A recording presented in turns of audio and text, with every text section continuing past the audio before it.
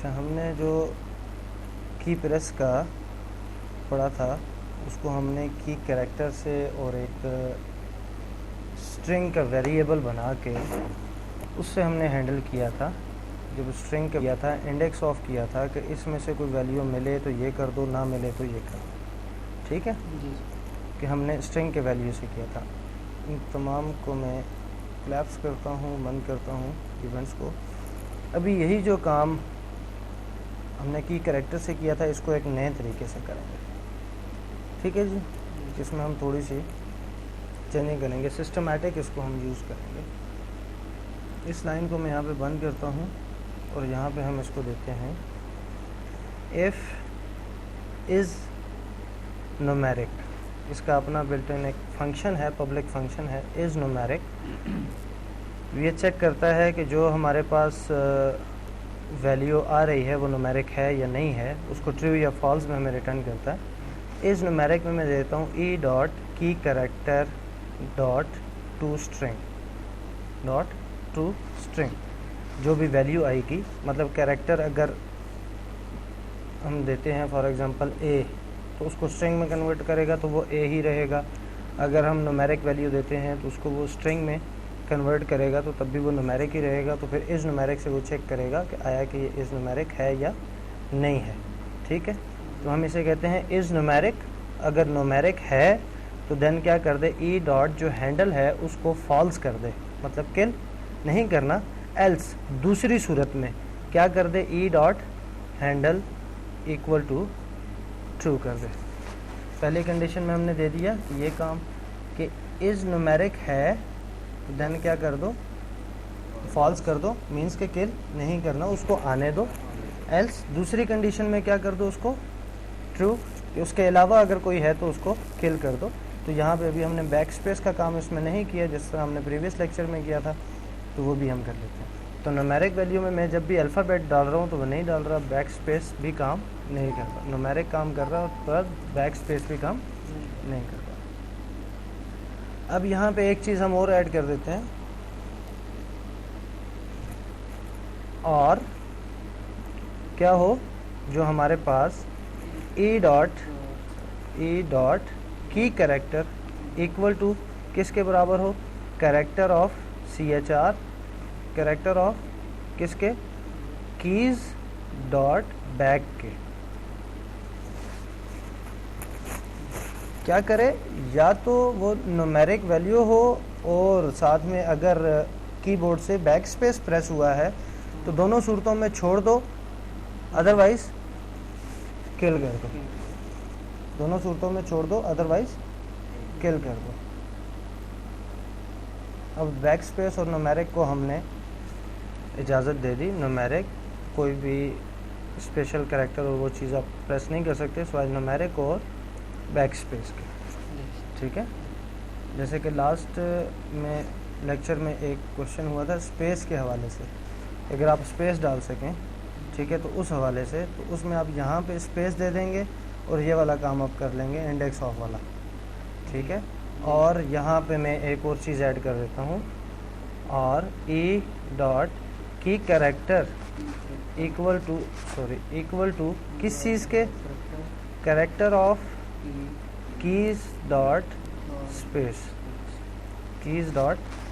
के। ठीक है जी, ई डॉट की कैरेक्टर है या कैरेक्टर जो है वो स्पेस है तो उसको भी छोड़ दो, बाकियों को किल कर दो।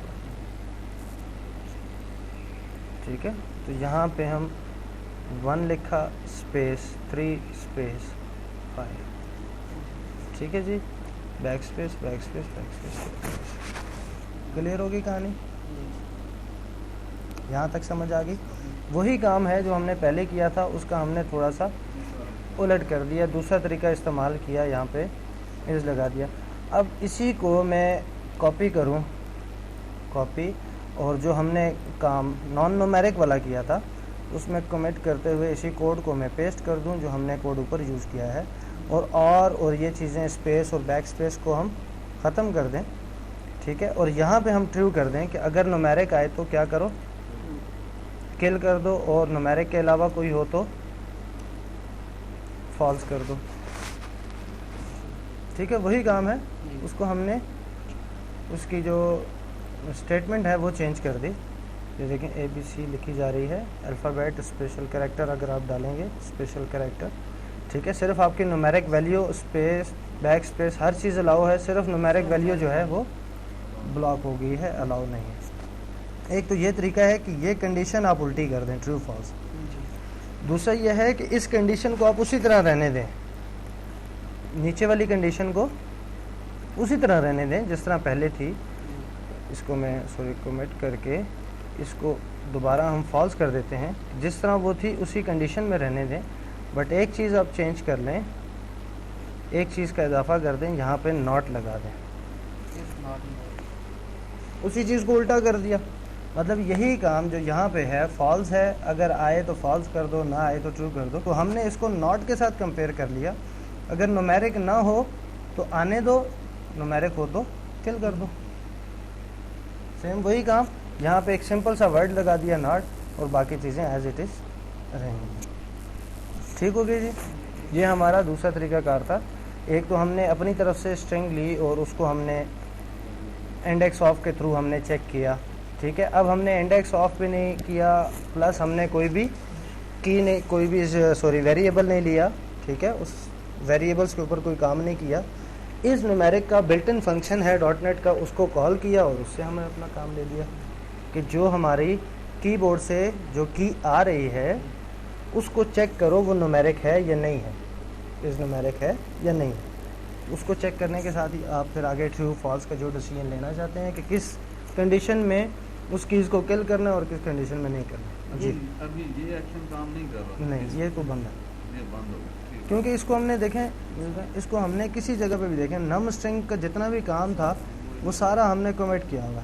ये रहा नम स्ट्रिंग, नम स्ट्रिंग, नम स्ट्रिंग, ये कमेंट है। इसी तरह लास्ट में भी इज न्यूमेरिक, ये अलग फंक्शन है, ये इज न्यूमेरिक है, नम स्ट्रिंग नहीं है। नम स्ट्रिंग ये, इसको मैं यहाँ से भी बंद कर देता हूँ, ठीक है। अब नम स्ट्रिंग टोटल बंद कर दी मैंने, कि उसके जो मेन बेस थी नम स्ट्रिंग की, वहीं से उसको मैंने बंद कर दिया। ठीक हो गया। ये तो सर हो गया एक टेक्स्ट बॉक्स के लिए। मल्टीपल टेक्स्ट बॉक्स आएंगे, कामा लगाते जाएं और आगे ऐड करते जाएं। मल्टीपल इवेंट हम पढ़ चुके हैं कैलकुलेटर में। वो उधर ही बटन के साथ हाँ, जिसमें न्यूमेरिक आपको चाहिए इसका नाम चेंज कर दें आप, ठीक है। TXT न्यूमेरिक कर दें, ठीक है। और आगे इसमें एज वाला भी ऐड कर दें, इसमें जो आपके करेंसी वाला है वो भी ऐड कर दें, जितने जितने हैं वो सारे के सारे ऐड कर दें। ये सब जो है ये फंक्शन एक फॉर्म तक महदूद होगा, ये एक फॉर्म तक महदूद होगा। उसकी वजह यह है कि ये फंक्शन हमने फ़िलहाल इसी फॉर्म के अंदर लिखा है। ये यहाँ से इसका स्कोप स्टार्ट हो रहा है और यहाँ पे एंड हो रहा है, तो इसके दरमियान में हमने ये काम किया हुआ।